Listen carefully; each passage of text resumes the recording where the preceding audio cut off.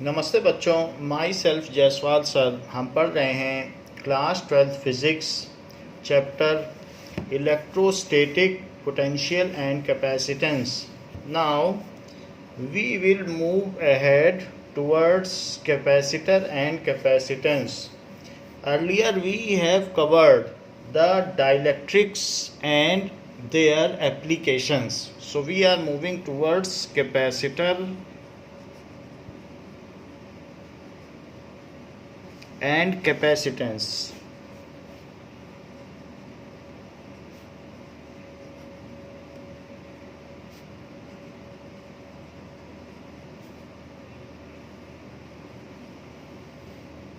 जो कैपेसिटर होता है वो क्या है? कैपेसिटर एक डिवाइस है और उसका अपना एक फीचर है कि वो कितनी इलेक्ट्रिकल एनर्जी पजेस करता है, वो उसका कैपेसिटेंस होता है।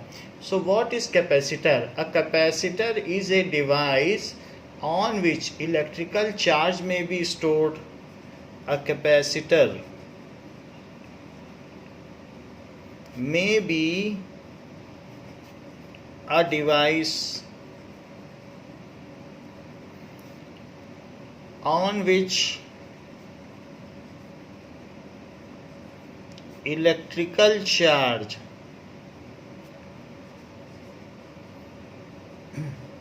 may be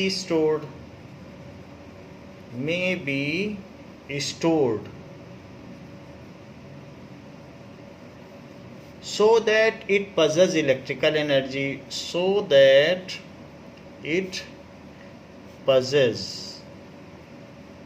electrical energy,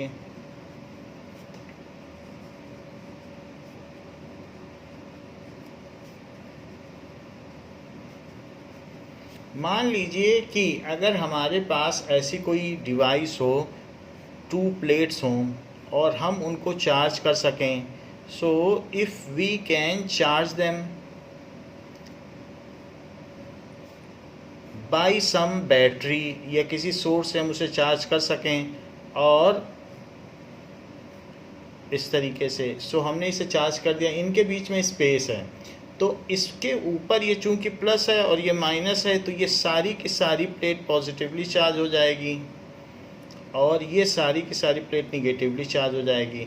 और अगर मैं इन दोनों को किसी अलग से एक बटन या स्विच के माध्यम से, यहाँ एक बटन लगा दें या दूसरा स्विच, और जब मैं उसे ऑन करूँ तो फ्लैश आ जाए, जैसे कैमरे में, पुराने कैमरों में फ्लैश होता है, तो फ्लैश कैसे आता है? इसमें इतना चार्ज स्टोर्ड है और जैसे ही मैं इसको ऑन करता हूँ तो ये जो स्टोर्ड चार्ज है वो इसके थ्रू न्यूट्रलाइज हो जाता है और फ्लैश दे देता है।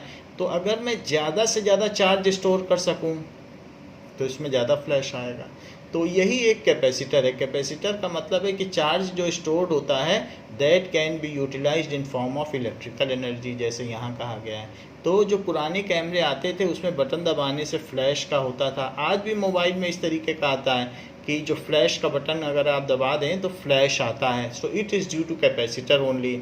सो कैपेसिटर मार्केट में जैसे हमने ये दिखा दिया तो पैरेलल प्लेट कैपेसिटर्स आते हैं, ऐसे कई तरीके के कैपेसिटर बाज़ार में मिल जाते हैं।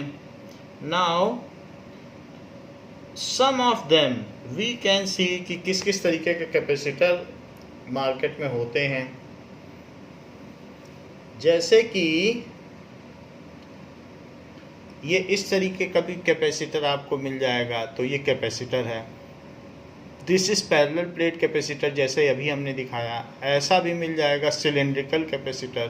तो जो कैपेसिटर है उसकी यूनिट है फैरेड, तो माइक्रो फैरेड में इसका कैपेसिटेंस लिखा हुआ है। और इसी तरीके से ये भी सब सिलेंड्रिकल है जो फैन में लगते हैं, इनको कंडेंसर भी कहा जाता है। Because charge is stored in this in condensed form, hence they are also known as condenser, तो ये कंडेंसर भी हो गए। ऐसे ही मार्केट में several types of cylindrical, parallel plate, discoid type, spherical, there are a number of capacitor and variable capacitor भी आते हैं कि जिनका कैपेसिटेंस वेरी किया जा सकता है एक दूसरे के अंदर और बाहर मूवमेंट करा के। सो वेरिएबल कैपेसिटेंस भी होता है, वो नॉब से हम नॉब जब टर्न करते हैं तो उससे कैपेसिटेंस कम या ज़्यादा किया जा सकता है। So they are all the devices which stores a large amount of electrical energy. इस चीज़ को अभी हम देखेंगे। So capacitor is a device on which electrical energy may be stored so that it possesses electrical charge may be stored. जैसे कि आप क्या करें कि किसी भी बॉडी में पॉजिटिव चार्ज अगर आप देना चाहें तो क्या कर सकते हैं ये देखिए, तो ये है और एक दूसरा भी प्लेट है, तो दूसरा प्लेट भी इसके बगल में ऐसे रखा हुआ है। और इसमें आप क्या करें कि if you start giving positive charge, तो पॉजिटिव चार्ज अगर आप इसमें सप्लाई करोगे धीरे धीरे, तो धीरे धीरे ये प्लस होता रहेगा, ये रिसीव करेगा। आप प्लस चार्ज दे रहे हो तो ये रिसीव करेगा।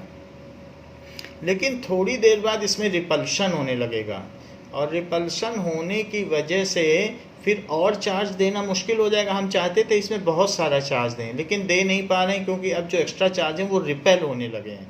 सो we are not able to condense the charge on it. तो मैंने क्या किया, एक दूसरी प्लेट इसके बगल में ला के रख दी। अब जो दूसरी प्लेट मैंने इसके बगल में ला कर रख दी है, तो उस प्लेट के अंदर एक रीडिस्ट्रीब्यूशन ऑफ चार्ज होगा।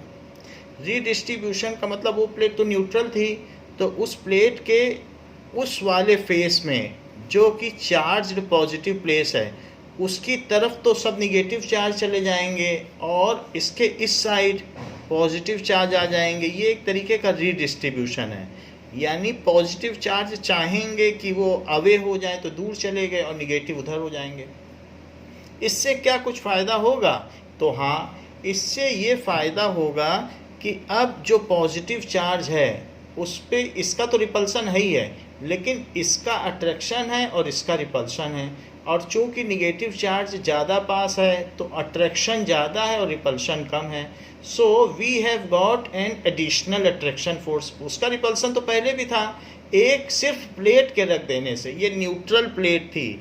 So if neutral plate is bought near the charge plate, if neutral plate is brought near charged plate, then redistribution of charge takes place in it. Then redistribution of charges takes place in it.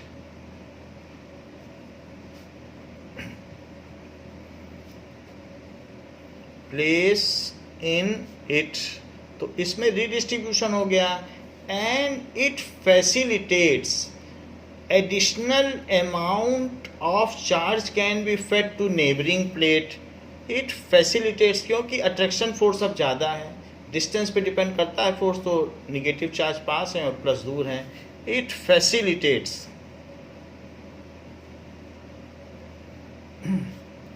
Additional charge can be fed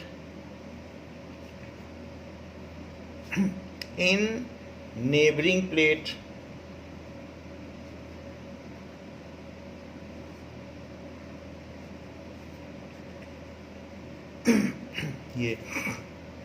ये बात हो गई। अब एक हम दूसरा काम करते हैं। ये तो हमने फर्स्ट कंडीशन देख ली। एक मैं और भी काम कर सकता हूँ कि ये जो मेरी प्लेट है जिसको मैं चार्ज दे रहा हूँ, इसके बगल में प्लेट तो यही रहे जो मैं न्यूट्रल प्लेट लाया था, और इसको मैं प्लस चार्ज देना चाहता हूँ, कहीं से पॉजिटिव चार्ज इसको दे रहा हूँ, चाहे फ्रिक्शनल इलेक्ट्रिसिटी से या कहीं से भी इसको मैं चार्ज सप्लाई कर रहा हूँ। अब इसमें ये निगेटिव चार्ज हैं और मैंने क्या किया, इसको अर्थिंग कर दी, इसकी अर्थिंग कर दी। तो अर्थिंग कर देने से ये बाउंड चार्जेस है, निगेटिव चार्ज कहीं नहीं जा सकते क्योंकि ये इसकी वजह से अट्रैक्शन में है। सो ये है बाउंड चार्जेस, ये तो अर्थ में नहीं जाएंगे। सो bound charge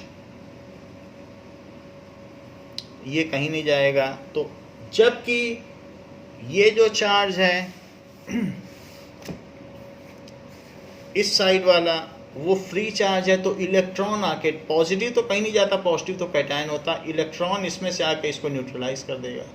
so if the neutral plate is earthed, if neutral plate is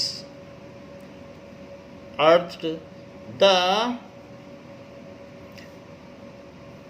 following situation arises. So the free charges are neutralized. The free charges are neutralized. अब देखो, अगर मैं इन दोनों प्लेट को इतना पास ले आऊं तो प्लस की वजह से जो अट्रैक्शन रिपल्शन होगा, निगेटिव की वजह से उतना ही रिपल्शन होगा, क्योंकि दूर होने की वजह से हम जान रहे हैं कि इसका इफेक्ट डोमिनेटिंग नहीं है। हमने इस चार्ज को न्यूट्रलाइज कर दिया, लेकिन अभी भी प्लस का इफेक्ट ज़्यादा है। क्यों ज़्यादा है? क्योंकि प्लस इसके करीब है और माइनस दूर है। तो मैं ऐसा करता हूँ, इन दोनों प्लेट्स को बहुत पास ले आता हूँ। Then you can fed additional charge in it, ऐसा भी किया जा सकता है। तो इनके बीच की स्पेसिंग हम क्या कर दें, इनके बीच की स्पेसिंग को कम कर दें। तो ज़रा वो काम किया जाए जिससे कि हम ज़्यादा से ज़्यादा इलेक्ट्रिकल एनर्जी स्टोर कर सकें। नाउ तो ऐसा करने के लिए मैं इनको बिल्कुल पास में ले आया हूँ। Now both are near by each other. ये सो इस तरीके से कर दिया और यहाँ पर इसको मैंने अर्थिंग कर दी है और इस पर मैं चार्ज दे रहा हूँ पॉजिटिव चार्ज। तो इसको पॉजिटिव चार्ज दे रहा हूँ, लेकिन ऐसा करने से क्या होगा, जो ये इतना कम स्पेसिंग है कि 1 mm की स्पेसिंग है, या 1 mm से भी कम 0.1 mm की स्पेसिंग, इतनी कम स्पेसिंग है 1 mm या 0.1 mm, 1 mm का 10वां हिस्सा। और ये एरिया बहुत ज़्यादा है, एरिया आप 10 सेंटीमीटर स्क्वायर या और उससे ज़्यादा ले सकते हैं स्पेसिंग का ना।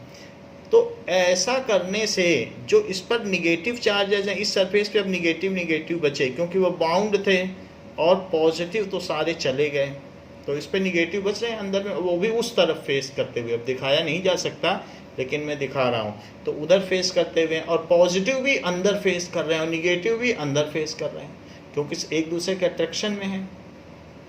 हाउएवर ऐसा करने से अब जो इसका रिपल्शन है उसके जस्ट बगल में निगेटिव उसका अट्रैक्शन है, तो लगभग अब हम ये कह सकते हैं कि attraction will counterfeit the repulsion and hence more charges can be transferred to it. लेकिन ये एक डर बना रहेगा कि कहीं ये दोनों टच न कर जाएं और टच करते ही स्पार्क होगा और ये मेटल जो है जल जाएगा। तो ऐसा इस चीज़ को भी हम हटा सकते हैं यदि इनके बीच में हम डाइलेक्ट्रिक प्लेस कर दें।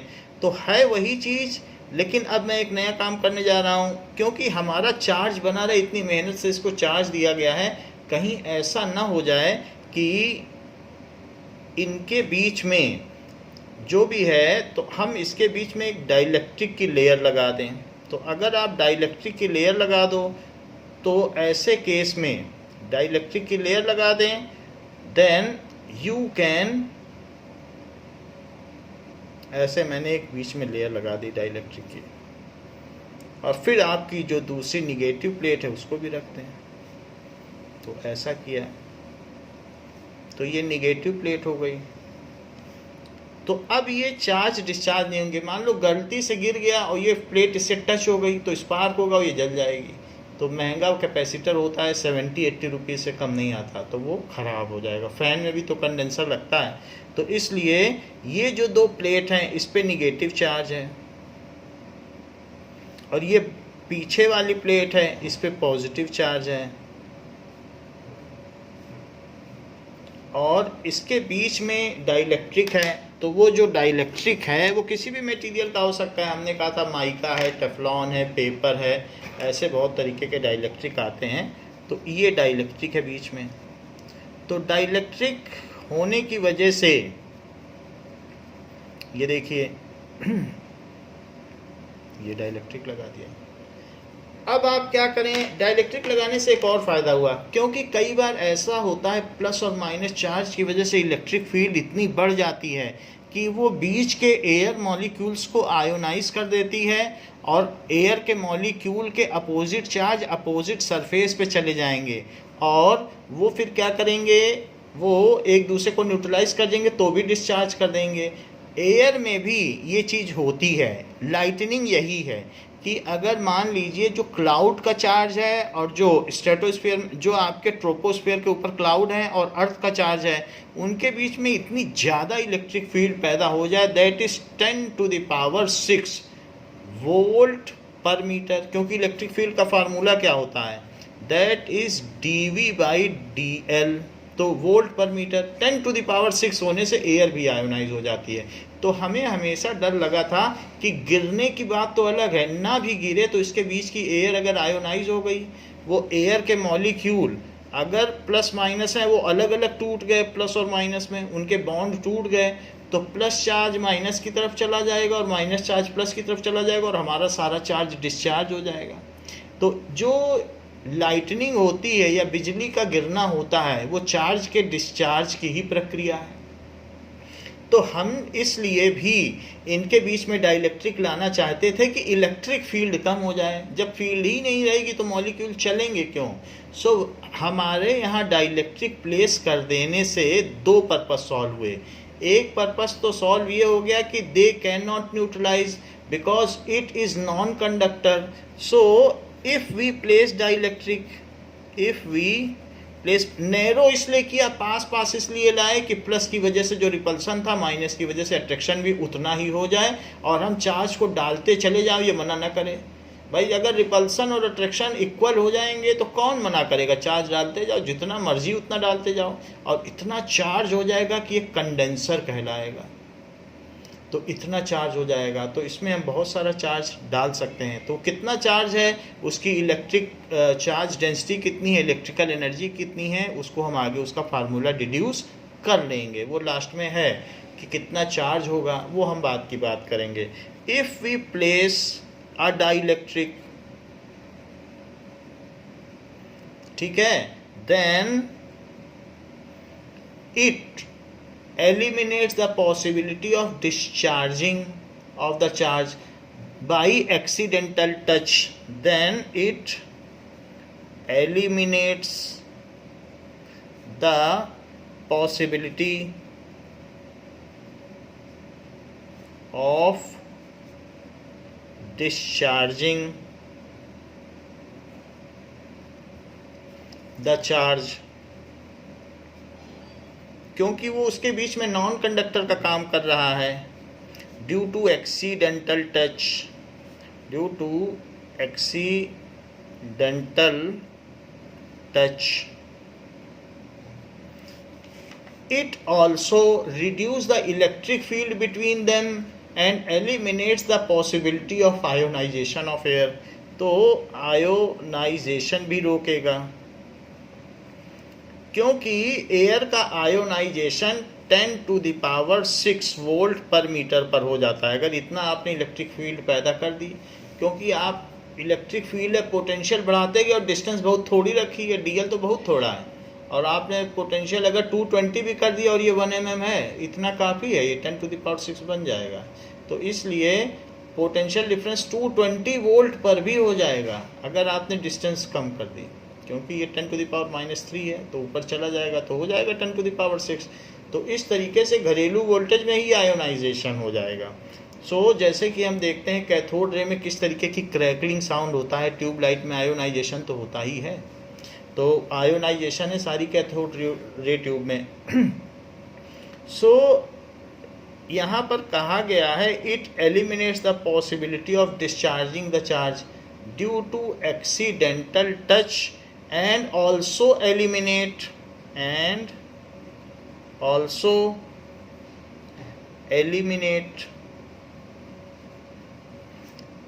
the possibility of ionization of air, the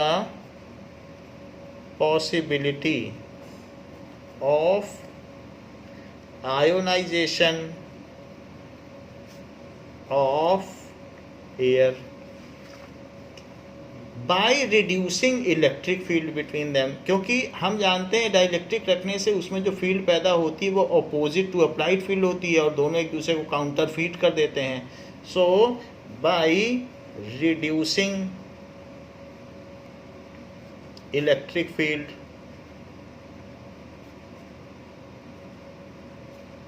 between plates, ये चीज़ है. तो पोलराइजेशन ज़्यादा से ज़्यादा हो जाए, अच्छा ससेप्टिबिलिटी वाला मटेरियल अगर आप रखेंगे तो इलेक्ट्रिक फील्ड ज़्यादा से ज़्यादा कम होगी. तो ये सारी चीज़ें हम यहाँ पर देख रहे हैं. बाकी ये जो आपने ये बनाया है, अब इस सिस्टम को सिंपली एक बैटरी से भी लगा दें तो काम बन जाए. तो एक यहाँ पर आप सेल लगा दें या बैटरी लगा दें तो भी ये पैरेलल प्लेट कैपेसिटर है, और इसे जब चाहें चार्ज करें और जब चाहें तो एक अलग से यहाँ पर बल्ब लगा के डिस्चार्ज कर लें. तो इस तरीके से अपोजिट चार्ज और बीच में ये है.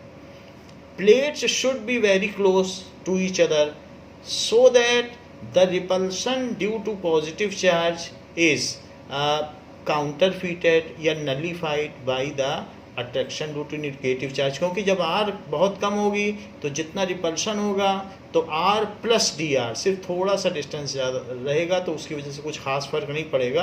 ये बात ज़रूर है कि नेट रिपल्सन थोड़ा बहुत रहेगा लेकिन बहुत सारा कम हो जाएगा. निगेटिव चार्ज अट्रैक्शन भी तो करेंगे. So the distance between place is reduced up to large extent in capacitor. ये सब हम इसलिए कर रहे हैं कि उसमें ज़्यादा से ज़्यादा चार्ज स्टोर किया जा सके. डिस्टेंस भी रिड्यूस कर रहे हैं, फिर डाइलेक्ट्रिक भी रख रहे हैं कि एयर ना आयोनाइज हो जाए और साथ ही साथ एयर ना इलेक्ट्रिक फील्ड रिड्यूस हो जाए और एक्सीडेंटली टच करें तो डिस्चार्ज ना हो जाए. हर तरह से बचा रहे हैं. सो the distance between them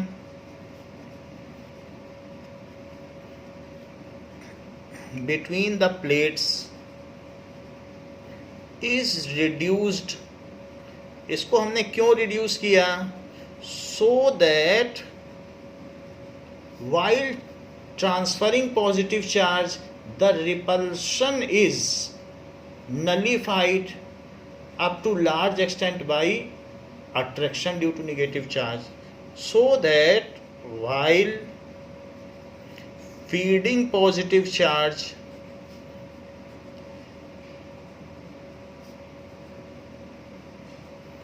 repulsion due to positive plate, repulsion due to positive plate पूरा तो नहीं नलीफाई होगा. Plate is nullified up to large extent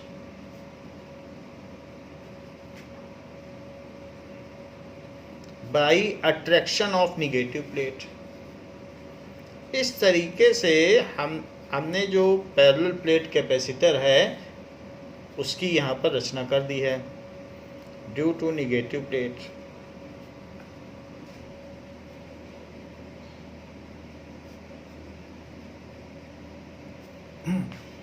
now अब देखें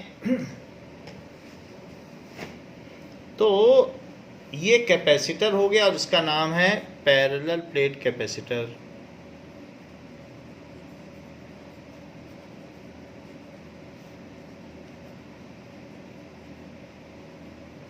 पैरेलल प्लेट कैपेसिटर.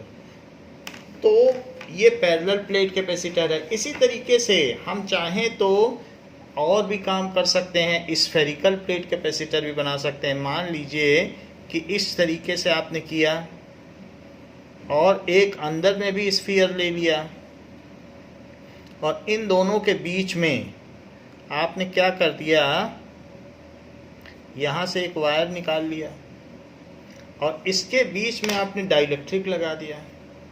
तो अगर यहाँ पे आपने डाइलेक्ट्रिक लगा दिया तो इनमें जो भी चार्ज आप दोगे वो कभी भी न्यूट्रलाइज नहीं होगा. बीच में मर्जी हो हॉलो रखो या कुछ भी रखो, बीच की कोई बात नहीं. आप उसे फिल भी कर सकते हैं जिससे उसमें थोड़ा सा रगडनेस आ जाए. तो इस तरीके से आप उसको रोबस्ट बना सकते हैं कि हॉलो न रहे, कुछ भर दो, मटेरियल भर दो. तो एक वायर अंदर और एक वायर बाहर, और उन दोनों को अब यहाँ पर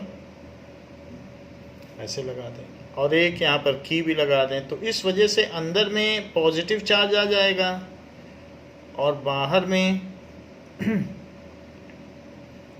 ऐसे, तो इस तरीके से प्लस और बाहर में निगेटिव चार्ज आ जाएगा। देखो ये अंदर जा रहा है तो पॉजिटिव चार्ज और ये बाहर में निगेटिव चार्ज। तो इस तरीके से आप एक स्फेरिकल गोलीय धारित्र की रचना कर सकते हैं, that is spherical capacitor, that is spherical capacitor, जैसा कि आपने फिगर में देखा। ऐसे ही अगर आप चाहें तो सिलेंड्रिकल कैपेसिटर कॉमन है जो कि फ़ैन में भी यूज़ होते हैं। तो फ़ैन में किस तरीके से होगा कि अगर एक इस तरीके से है और अंदर एक दूसरी लेयर है और वो इस तरीके से है, तो इन दोनों लेयर के बीच में क्या लगा दिया जाए, इन दोनों लेयर के बीच में कुछ न कुछ डाइलेक्ट्रिक मटेरियल लगा दिया जाए और डाइलेक्ट्रिक मटेरियल लगाकर दोनों को अलग अलग टर्मिनल मानते हुए इनर वाले को और आउटर वाले को अलग अलग टर्मिनल अगर हम मान लें, सो दैट कैन बी, ऐसे हम कर लें। सो इनर एंड आउटर को अलग अलग टर्मिनल मानते हुए आप सेल से अटैच कर दें तो ये एक सिलेंड्रिकल कैपेसिटर बन जाएगा। और यहाँ अंदर में पॉजिटिव चार्ज हो जाएगा और बाहर में निगेटिव चार्ज हो जाएगा। तो इस तरीके के कैपेसिटर को कहेंगे सिलेंड्रिकल कैपेसिटर।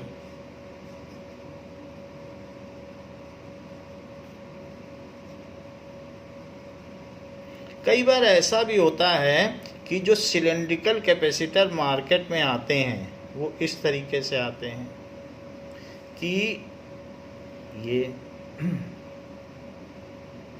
ऐसे, और उनके पास दो लेयर होती हैं।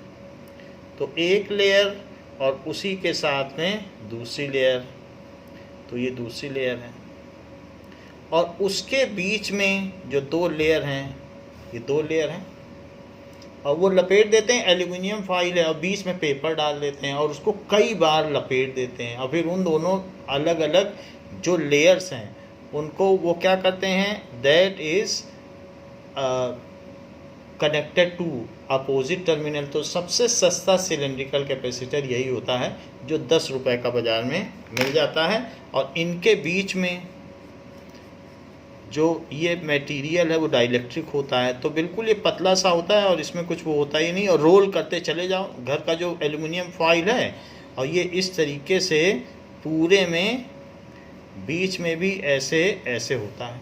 तो दो फॉइल के बीच में पेपर लपेट दो तो ये सिलेंड्रिकल पेपर कैपेसिटर ऐसे भी बनता है। फिर इन दोनों की जो ये लेयर हैं इनको आपको अलग अलग कहीं भी जोड़ देना पड़ेगा, तो इस तरीके से भी सिलेंड्रिकल कैपेसिटर बन जाता है। ये एल्युमिनियम फॉइल है और ये बीच में पेपर है, बटर पेपर भी होता है, फॉइल जो कि मिठाई के नीचे लगाया जाता है, एल्युमिनियम फॉइल और वो भी एक डाइलेक्ट्रिक है और ये पेपर है।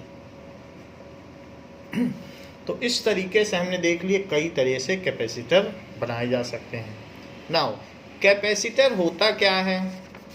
So capacitor is a device which stores a large amount of charge and in this way it contains high energy. जैसे कि कैपेसिटर का कॉन्सेप्ट शुरू क्या हुआ, कैसे शुरू हुआ? अगर शुरू में क्या हुआ कि एक जार लिया गया इस तरीके से, ये चाइनीज़ कॉन्सेप्ट है। तो एक जार ले लिया गया, ये ग्लास जार है और ग्लास जार में इसमें अंदर में सिल्वर पॉलिश की गई, तो इसके अंदर में सिल्वर पॉलिश की गई और बाहर में भी एक सिल्वर पॉलिश की गई। तो ये पॉलिश्ड सरफेस है, अंदर और बाहर पॉलिश कर दी गई। सो ये सिल्वर की पॉलिश है, दोनों जगह सिल्वर की पॉलिश है और यहाँ कुछ नहीं किया गया रिम पे। तो अब इसके ऊपर फिर इसके बाद अंदर में निगेटिव चार्ज दिया गया, वैसे ही सेल से या बैटरी से निगेटिव चार्ज दिया गया और बाहर में पॉजिटिव चार्ज दिया गया। ऐसे पॉजिटिव चार्ज दिया गया, तो ऊपर ये डिस्चार्ज नहीं होंगे क्योंकि ऊपर का जो रिम है उसको डाइलेक्ट्रिक या नॉन कंडक्टर रखा गया है। तो अब इसमें ग्लास भी नॉन कंडक्टर और ये सब रिम भी नॉन कंडक्टर, यहाँ कोई पॉलिश नहीं की गई। तो अब यहाँ पर अलग अलग मॉन्क खड़े किए गए, जो बुद्धिस्ट मॉन्क होते हैं उनको खड़ा किया गया और उनसे कहा गया कि ये चाइना में ऑडिटोरियम में होता था, तो उनसे ये कहा गया कि एक दूसरे के कंधे पे हाथ रखो, बहुत सारे मॉन्क को। तो इस तरीके से वो एक दूसरे के कंधे पर हाथ रखते थे और जो आगे वाला है वो इस पे हाथ रखता था। तो ऐसा करने से प्लस और माइनस चार्ज आपस में, क्योंकि वो यहाँ हाथ रखता था तो इस डिस्चार्ज हो जाते थे ये चार्ज और सबको झटका लगता था, सब एक साथ पीछे गिरते थे।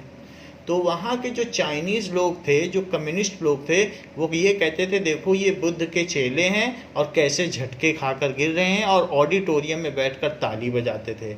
और ये सब कैपेसिटर में जो अपोजिट चार्जेस हैं उनके डिस्चार्ज होने की वजह से होता था और सब एक साथ गिरते थे।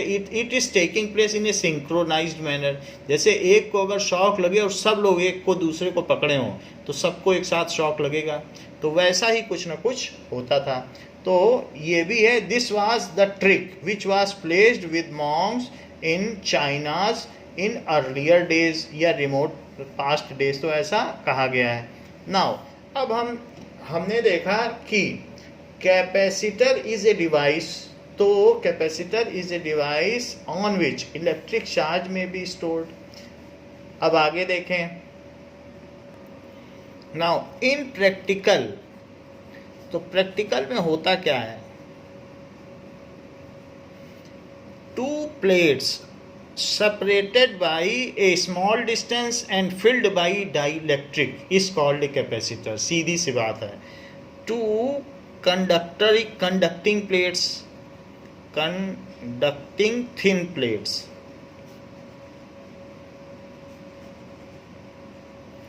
प्लेट्स या टू कंडक्टिंग थिन शीट्स हो सकता है। प्लेट्स का हो गए तो पैरेलल प्लेट्स कैपेसिटर होगा, शीट्स भी हो सकता है या कुछ भी हो सकता है, ठीक है, ऐसा होगा। Separated by small distance, separated by small distance and field by dielectrics is called capacitor. ये कैपेसिटर की डेफिनेशन हो गई। इट इज वाइडली यूज्ड, ये कहाँ कहाँ यूज होता है, widely used in television, radio,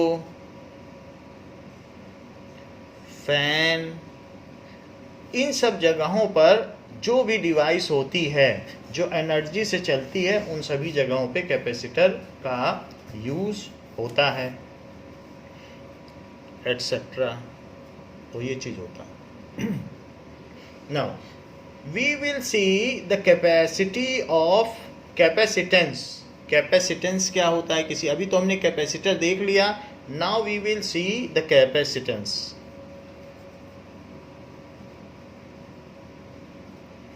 Capacitors have ability to store large amount of charges without getting neutralized. So capacitors have ability to store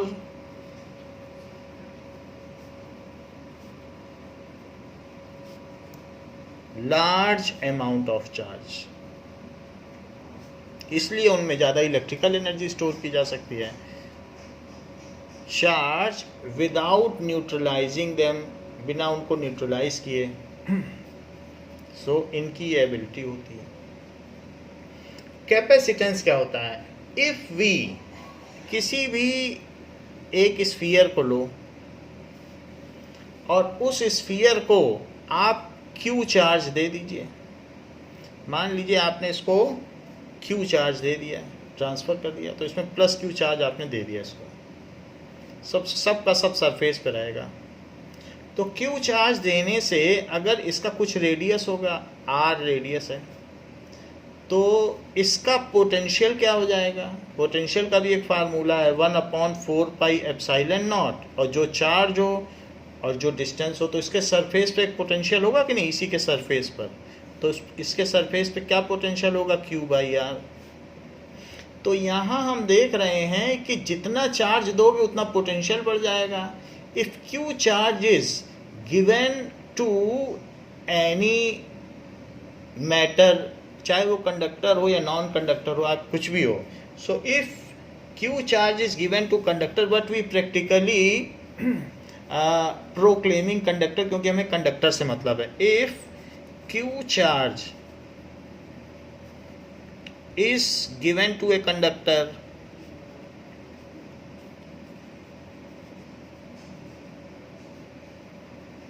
and its potential rises to V, and its potential या electrostatic potential rises to V, तो यहाँ हम क्या देख रहे हैं कि जो Q है that is proportional to V. More the charge is fed in it, more will be the increase in its potential. So the charge supplied to a conductor is directly proportional to the potential, electrostatic potential of body. Charge supplied to a conductor, ये इसी फार्मूले से पता चल रहा है। इसकी surface पे क्या है? Conductor is directly proportional to the electrostatic potential of body. Zero charge होगा तो जीरो पोटेंशियल होगा। The electrostatic potential of that body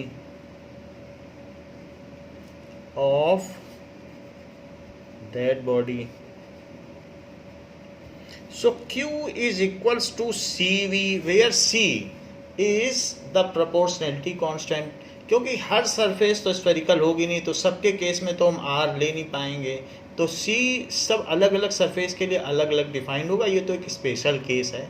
तो इस केस में C की वैल्यू आप निकाल सकते हो कि भाई Q is equal to CV है, तो इसको उलट करके इधर रख दो, तो 4πε0R ये C है। लेकिन सबके केस में ऐसा नहीं होगा, क्योंकि हमारे पास स्फेरिकल कैपेसिटर भी हैं, पैरेलल प्लेट भी है, सिलेंड्रिकल भी है, और तरीके की भी हैं variable.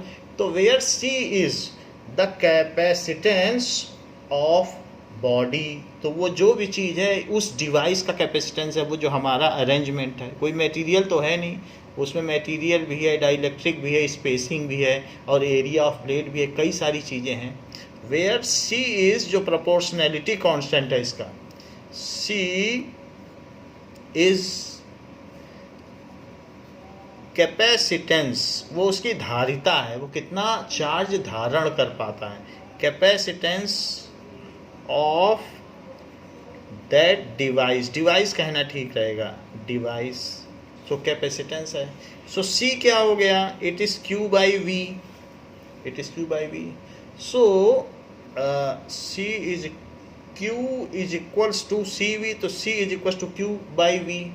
So amount of charge needed to raise the potential of any device by unity is called its capacitance। अगर V को 1 कर दिया जाए, if V is equals to 1 volt, यदि V 1 volt है, तो this implies C is equals to Q, तो क्या कहा जाएगा? तो C Q के इक्वल हो गया, amount of charge needed to raise the potential of that device by 1 volt। 1 volt potential बढ़ाने के लिए जितना चार्ज की ज़रूरत होगी वो उसका कैपेसिटेंस कहलाएगा। अब जैसे धरती है, तो धरती को देते रहो चार्ज, देते रहो, वो मना ही नहीं करेगी, इतनी बड़ी सरफेस है, पता ही नहीं कहाँ चार्ज चला जाता है, तो आप उसका 1 वोल्ट पोटेंशियल राइज ही नहीं कर पाओगे, और जबकि उसको कई कूलम चार्ज दे दोगे। तो ऐसे केस में कहोगे कि बहुत चार्ज देना पड़ा और 1 वोल्ट आ ही नहीं पा रहा है। मान लो उसमें आपको 1000 कूलम देना पड़ गया 1 वोल्ट करने के लिए, क्योंकि उसमें रिपल्सन ही नहीं है। आप यहाँ से अर्थ को दोगे तो एक it is an ideal sink है, वो ले के पता नहीं कहाँ दूसरी तरफ डाल देगी, इतना बड़ा सरफेस एरिया है। तो इसलिए 1 वोल्ट तक राइज कराने के लिए भी 1 वोल्ट का मतलब 1 जूल पर कूलम जू है ना, क्योंकि V क्या होता है W/Q। तो 1 कूलम चार्ज देने में जो काम करना पड़े 1 वोल्ट का मतलब है 1 जूल काम करना पड़ जाए 1 कूलम चार्ज ट्रांसफ़र करने में, तो उसे 1 वोल्ट कहते हैं। खैर जो भी हो, 1 वोल्ट का पोटेंशियल डिफरेंस हम लाना चाहते हैं, तो 1 वोल्ट का पोटेंशियल डिफरेंस लाने में अमाउंट ऑफ, तो इसलिए हम कहेंगे अर्थ का कैपेसिटेंस बहुत ज़्यादा है और कोई छोटा सा अगर मेटल पार्ट है उसमें आप ट्रांसफ़र करोगे तो वो थोड़ी ही देर में मना कर देगा और इतनी मेहनत लगेगी कि आप उसमें माइक्रो कूलम और पिको कूलम चार्ज ट्रांसफ़र करोगे तभी 1 वोल्ट पहुंच जाएगा, क्योंकि उसका कैपेसिटेंस ही नहीं है। तो कैपेसिटेंस का मतलब है कि उसकी कैपेसिटी टू बियर चार्ज। जैसे एक बर्तन है उसमें 2 लीटर दूध आता है, किसी में 4 लीटर आता है, तो इसी तरीके से जो बड़े साइज़ का होगा उसका कैपेसिटेंस ज़्यादा होगा। फिर आपके इंडिविजुअल अरेंजमेंट्स भी हैं कि आपने डाइलेक्ट्रिक लगाया है, उनके बीच की स्पेसिंग क्या रखी है, उन सब पे भी मैटर करता है। सो amount of charge, amount of charge needed to raise potential of that device by 1 volt, potential of any device by 1 volt is called capacitance of that capacitor, capacitance of that body, तो वो उस body का capacitance कहलाएगा,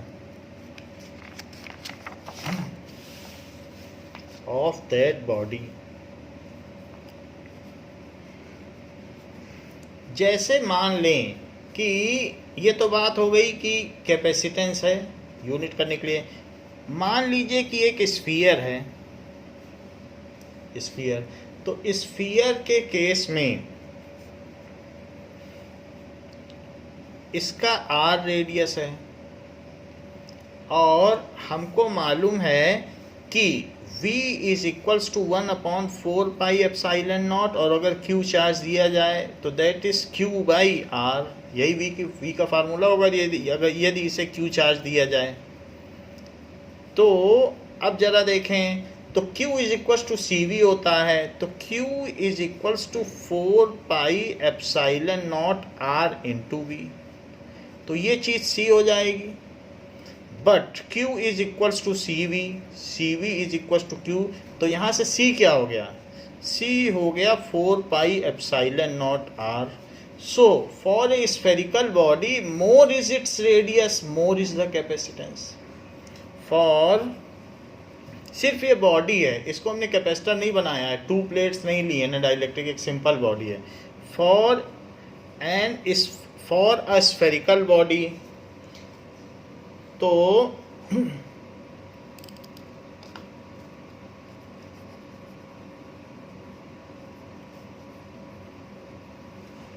more is its radius, more is its capacitance, more is its radius, then more is its capacitance, तो उसका capacitance उतना ज़्यादा होता चला जाएगा। अब हम देखें कि C क्या होता है। C यहाँ से देखें, C is equals to Q/V। Q क्या है, Q है कूलम और V क्या है, वोल्ट, तो कूलम पर वोल्ट होगा। So the unit of capacitance is coulomb per volt, या इसको कह सकते हैं फेरेड, माइकल फेराडे के नाम पे, और F भी कह सकते हैं। So unit of capacitance is coulomb per volt और farad और F. तो 1 farad को डिफाइन करें, that is 1 farad. If 1 coulomb charge is given to any body and it raises its potential by 1 volt, दोनों 1 1 हो जाए तो ये 1 हो जाए. If 1 coulomb charge is given to any body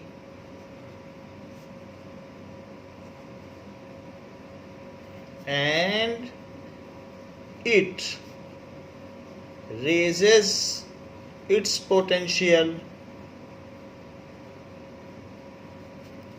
by 1 volt, then its capacitance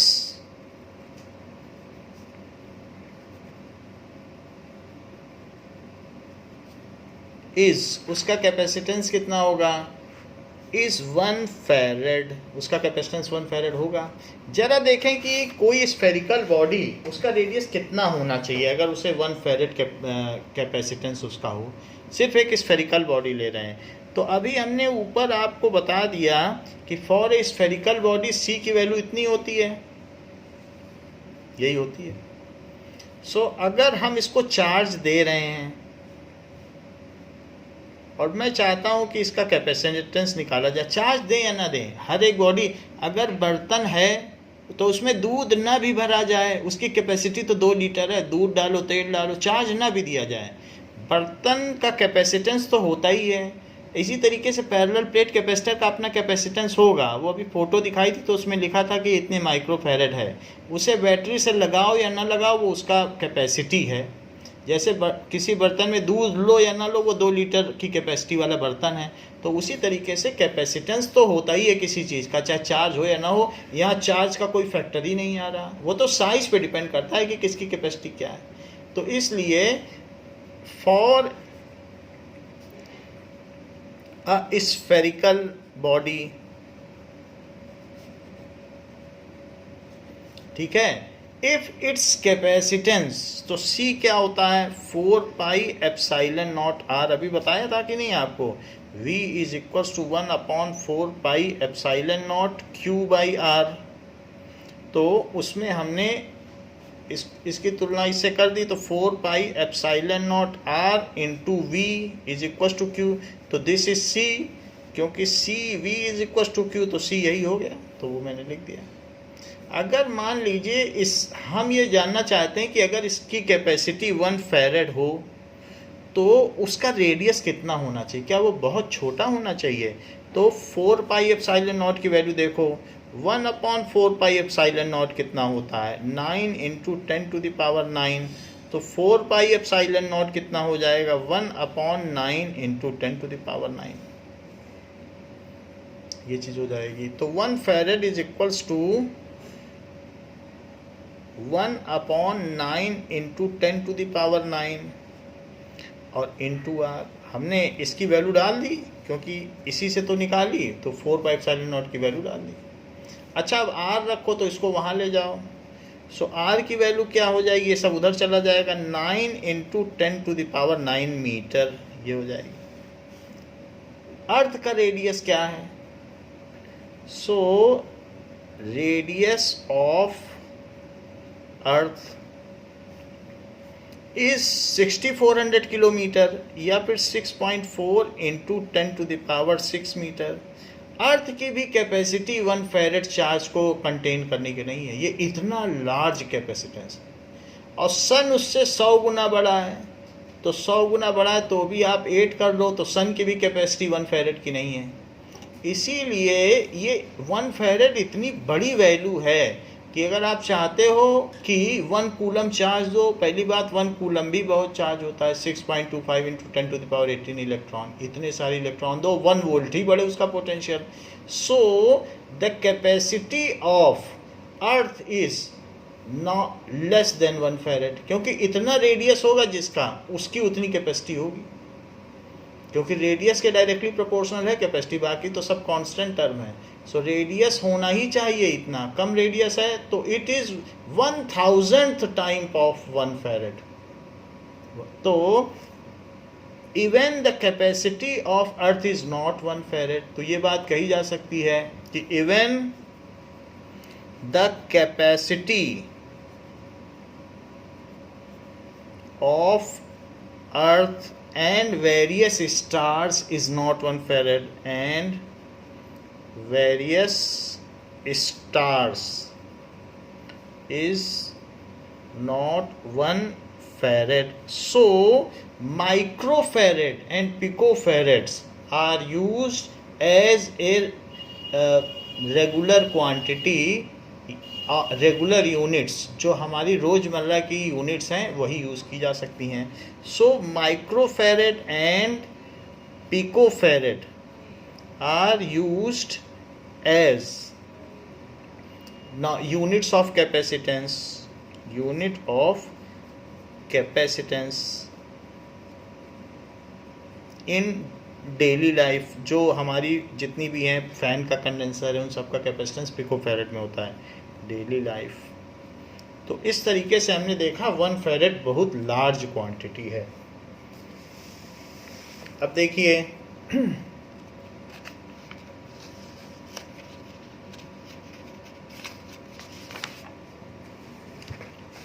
कि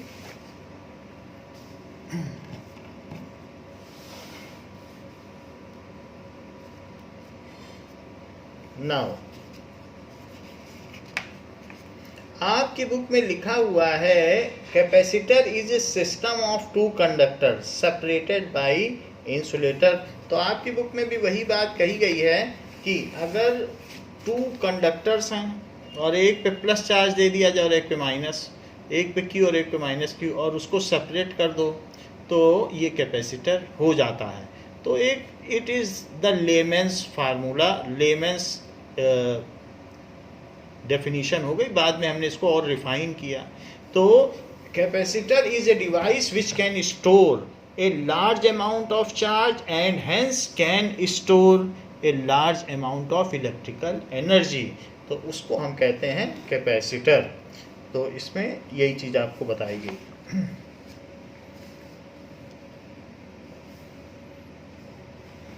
now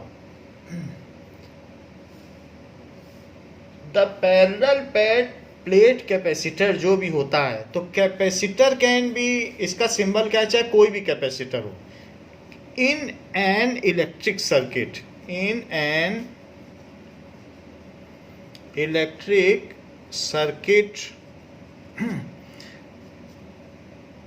capacitor is symbolised as, इसको symbolise कैसे करेंगे, it is symbolised as this. किसी भी अगर सर्किट में लगाना हो, ये अगर आपने कहीं लगा दिया इक्वल इक्वल बना के, अब छोटा कर दोगे तो सेल हो जाएगा। तो इस तरीके से सिंबलाइज किया जाता है।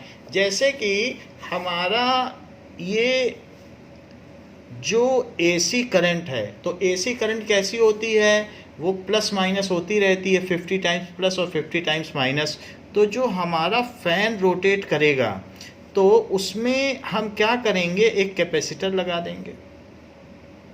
तो एसी करंट में हमने क्या किया, एक कैपेसिटर लगा दिया और कैपेसिटर भी लगा दिया और उसी के आगे एक फ़ैन भी लगा दिया। ये फ़ैन है तो ये फ़ैन चलेगा, ये भी लगा दिया।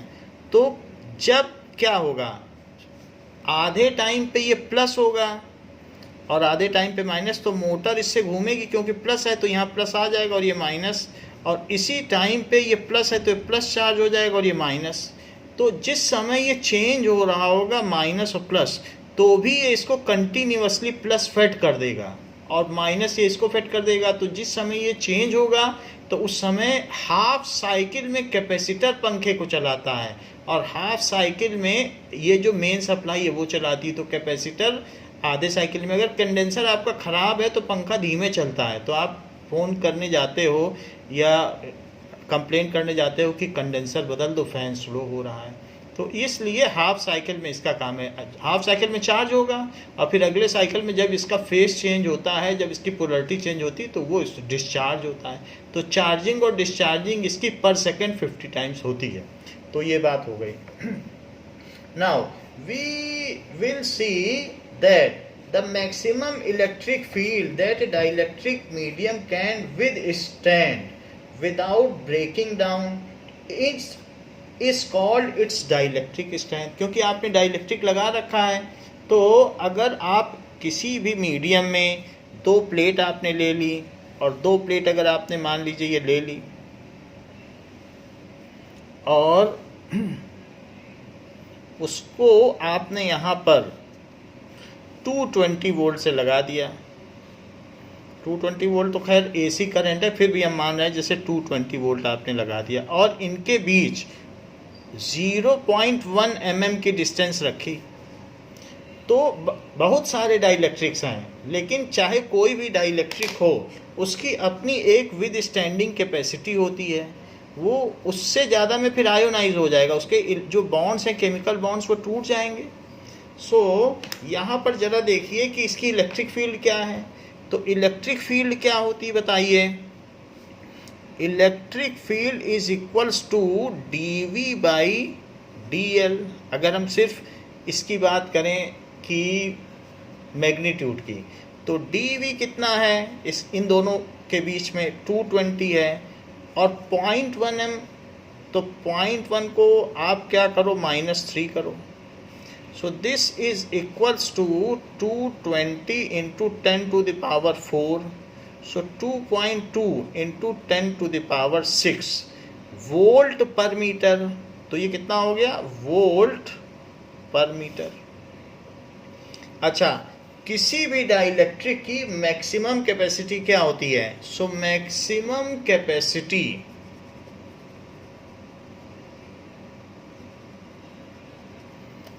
maximum electric field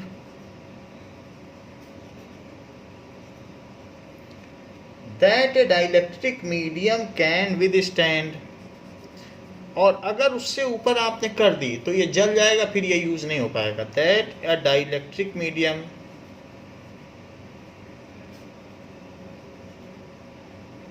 can withstand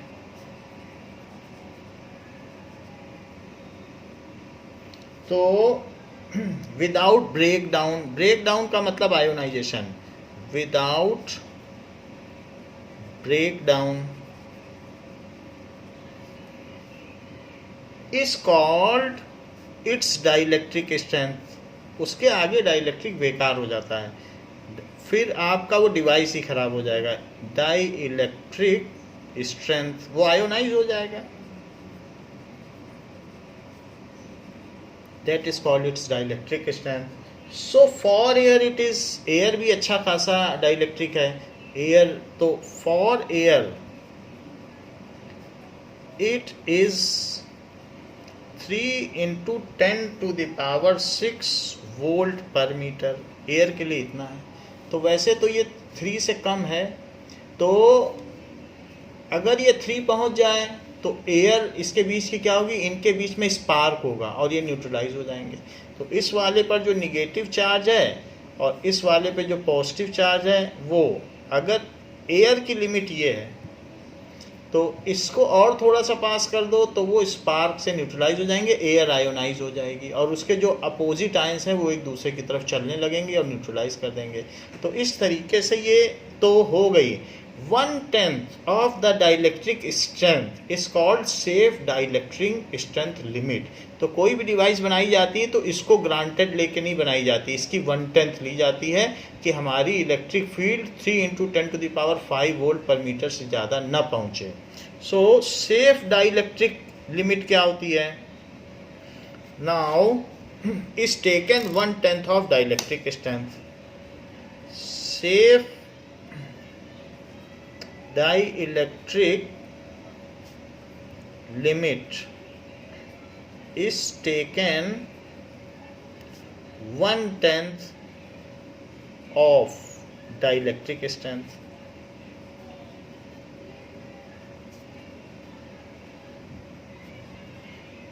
ऐसा होता है। तो ये भी बात हो गई कि किस तरीके से हमें यूज़ करना चाहिए। नाउ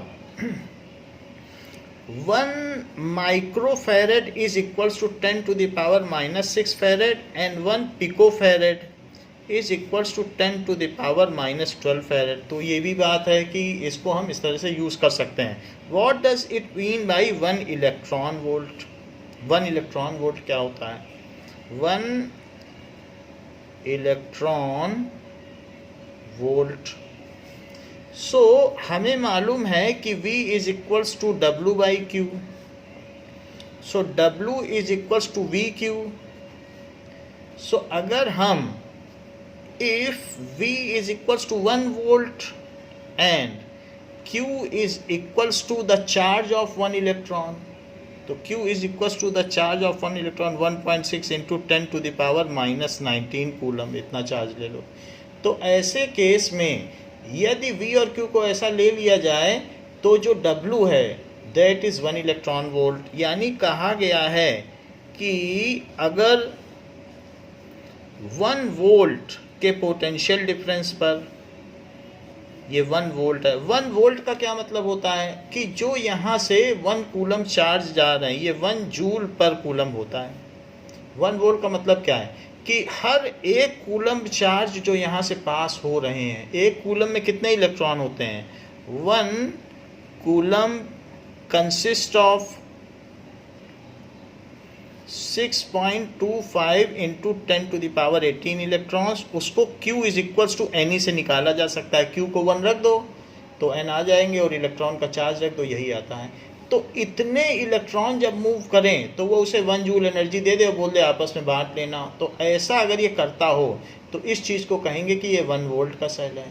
और 220 वोल्ट क्या होता है कि इतने को वो 220 रुपये दे के भेजे मेले में कि जाओ 220 रुपये खर्च करो, ये है 1 कूलम।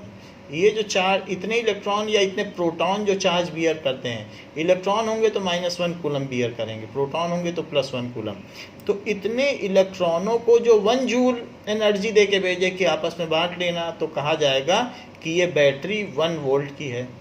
और जो 220 दे दे तो कहा जाएगा ये सेल 220 वोल्ट का। जो 10,000 वोल्ट है तो वो अमीर पिता है, वो अपने बेटों को 10,000 रुपये दे के भेज रहा है। तो ये एक तरीके से जो छोटा पेंसिल सेल है वो 1.5 वोल्ट का आता है, जो घड़ी में लगता है। वो इतने इलेक्ट्रॉनों को सिर्फ 1.5 जूल एनर्जी देता है और कहता है उतने में मेला घूमिए। अब ज़रा देखिए कि 1 वोल्ट के पोटेंशियल डिफरेंस पर अगर इलेक्ट्रॉनों को एक्सिलरेट किया जाए, तो एक इलेक्ट्रॉन अगर एक्सिलरेट किया जाए, so what ever kinetic energy it gains, क्योंकि वो रश करेगा तो वो उसके अंदर एक काइनेटिक एनर्जी आएगी। सो इफ 1 इलेक्ट्रॉन इज एक्सिलरेटेड, यहाँ एक इलेक्ट्रॉन रख दो और यहाँ 1 वोल्ट रख दो, तो जो काइनेटिक एनर्जी ये गेन करेगा that is known as 1 electron volt. So if 1 electron is accelerated at a potential difference of 1 volt, at a potential difference